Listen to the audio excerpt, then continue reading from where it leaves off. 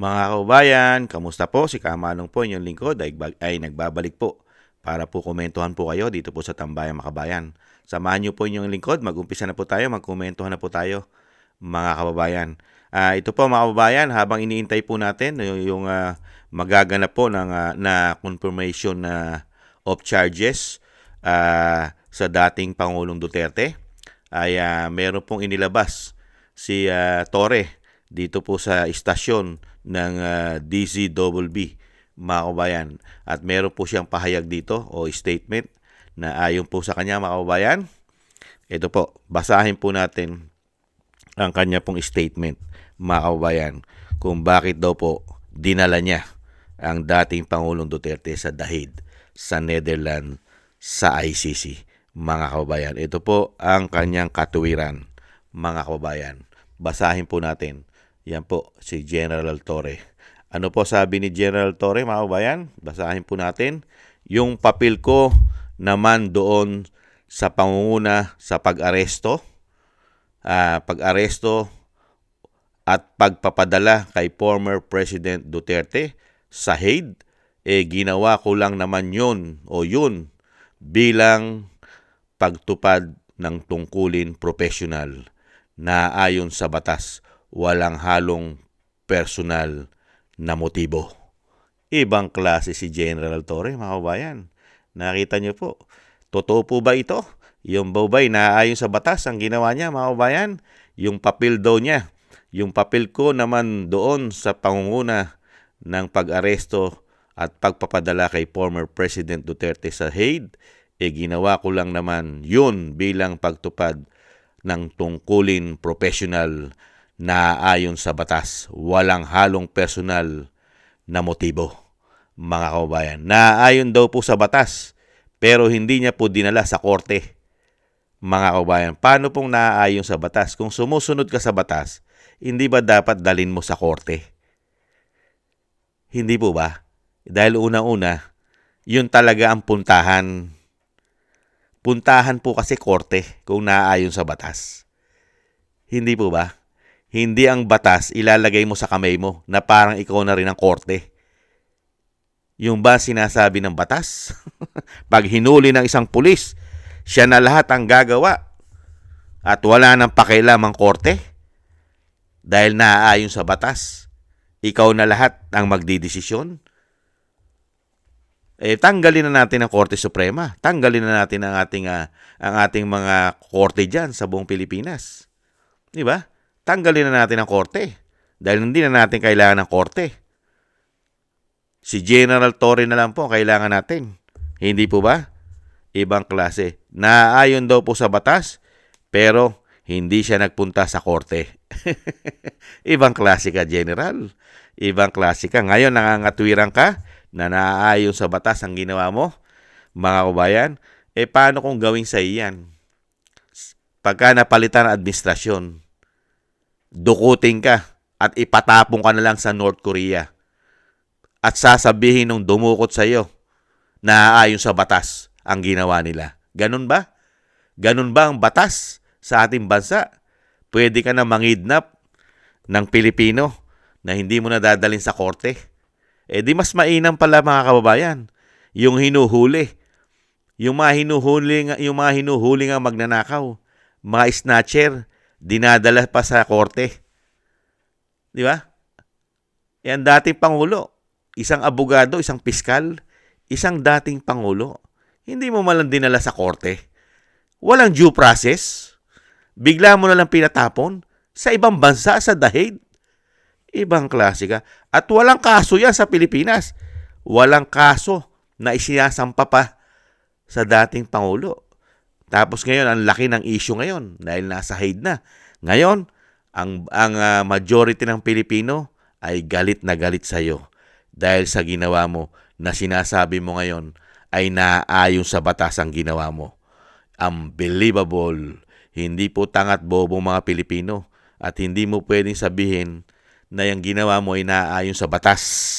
Ibang klase ka. Naayon sa batas? Meron bang dumampot ng isang Pilipino, dating Pangulo? Dinala mo sa kampo? Hindi mo dinala sa korte? Hindi po ba? Yung ba ay naaayon sa batas? Pag kinuha mo sa airport, ide-diretso mo sa kampo. Hindi mo na palalabasin. Hindi po ba? Unbelievable. Unbelievable. Ibang klase ka. Ito po mga kabayan, ibalik tanaw po natin yung pangyayari. Dahil po yung Bill of Rights ni dating Pangulong Duterte ay hindi po binigay ni Torre. Yan po ay nasa Constitution po natin yan. Yung 1987 Constitution po natin, yung under Article 3, Section 12, Paragraph 1 of the 1987 Constitution. Yan po ang Bill of Rights ng bawat Pilipino na hindi po nakamit ni dating Pangulong Duterte. Pakinggan po natin ito, ulitin po natin itong kaganapan ng isa pong napakatindi na sumusunod sa batas. Pero hurt si Bebe. Why? Kasi nga, Ang anak ko pupunta dito. Mr. President, hindi darating yun. Kasi hindi mangyayari Bigyan yun. mo ng pagkakataon. Kung gano'n, okay lang po. Hindi nyo papasukin and make it clear. Yes, sir. Hindi pa pasukin yan. Hindi ninyo, ikaw, Yes, sir. hindi mo Upon the order. pinipili mo pinapasok. Yes, sir. Upon the order, sir. Ang sabi ko, ang abogado ko, ang anak ko na babae, This incident happened around 9:05 in the evening of March 11th, 2025, minutes before former President Rodi Duterte was about to board the chartered jet that would take him straight to The Hague in the Netherlands. Notice how former President Duterte was trying to interrogate General Sir, Torre. hindi pa pasukin yan. hindi ninyo, ikaw, Yes, sir. hindi mo Upon the order. pinipili mo pinapasok. Yes, sir. Upon the order, sir.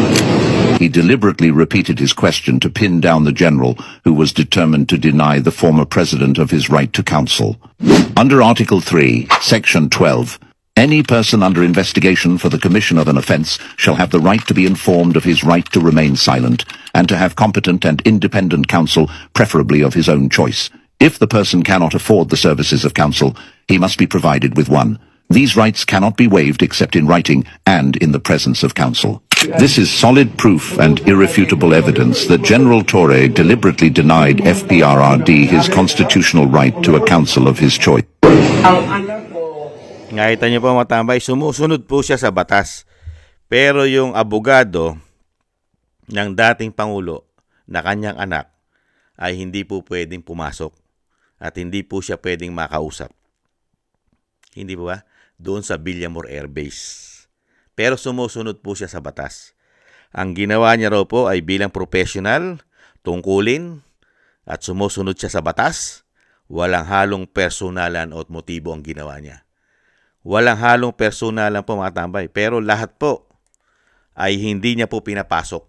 Lalong-lalo po ang gusto pong abogado, ang kanyang legal counsel na kanyang anak na abogado at isang vice president ay hindi na po niya pinapasok. At ang pamilya, hindi na po pinapasok.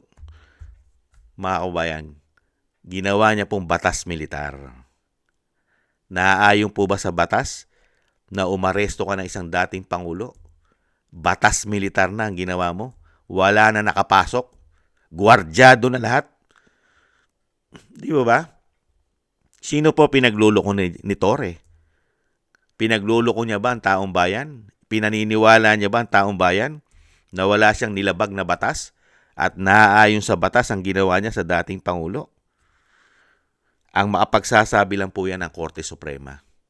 Iniintay po ng taong bayan dahil napakatagal na po, hindi pa po nire-release ng Korte Suprema yung petisyon ng pamilya Duterte. Doon po sa ginawa ni Torre na pag-aresto. Yung po ba'y naaayon sa konstitusyon? Yung po ba'y sumasalamin? At nasunod po ba ang Bill of Rights ni dating Pangulong Duterte? Na ayon po sa ating konstitusyon?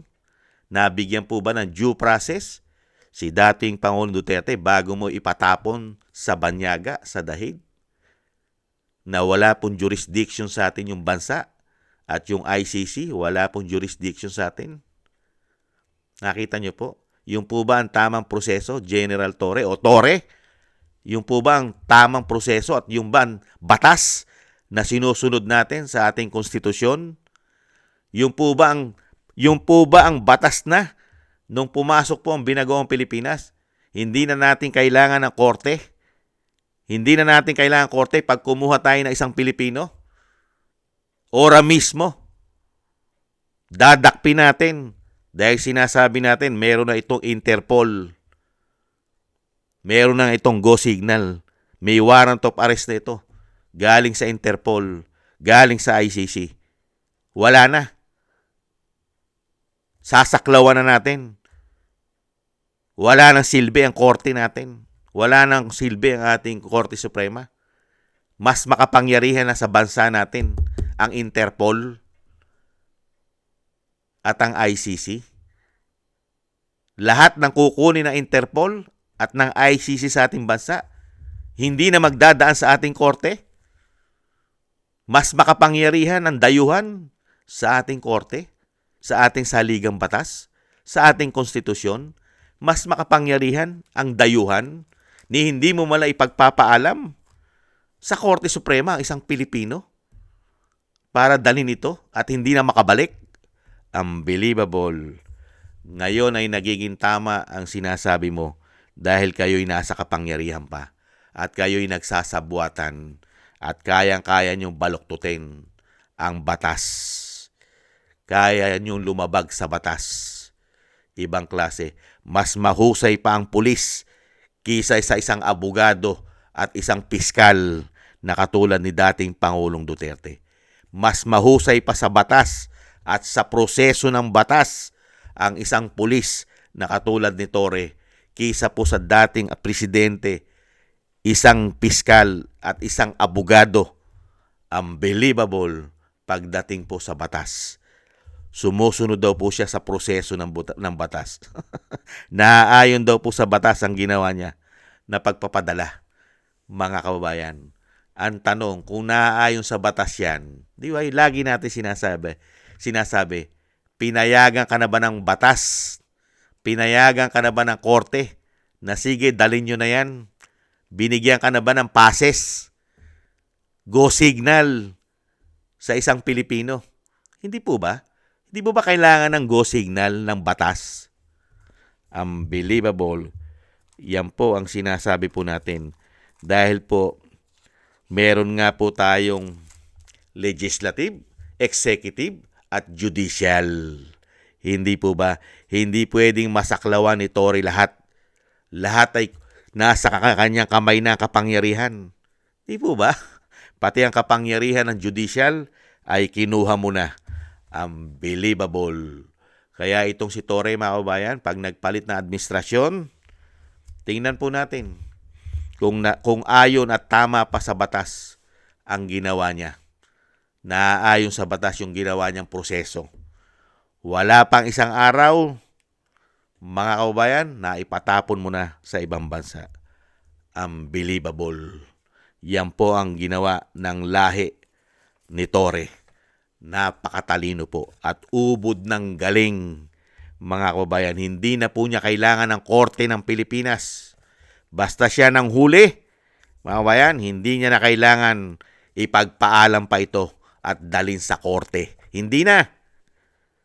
Siya na lang lahat ang masusunod, mga kababayan. Lahat po. Hindi pwedeng makapasok kahit sino ka pa. Kahit abogado ka pa. Kahit gusto ka ng dating Pangulong Duterte na ikaw ang abogado ko, hindi pwedeng makapasok yan. Ako masusunod. Kahit Vice President ka pa, hindi ka pwedeng pumasok at kausapin mo ang tatay mo. Biruin mo yun, tatay mo, hindi mo makausap, ipatatapon sa ibang bansa. Unbelievable. Ganyan po ang batas na sinusunod ni Torre. Ibang klase. Martial law. Batas militar. Ganon. Unbelievable. Nakita lang po natin yan.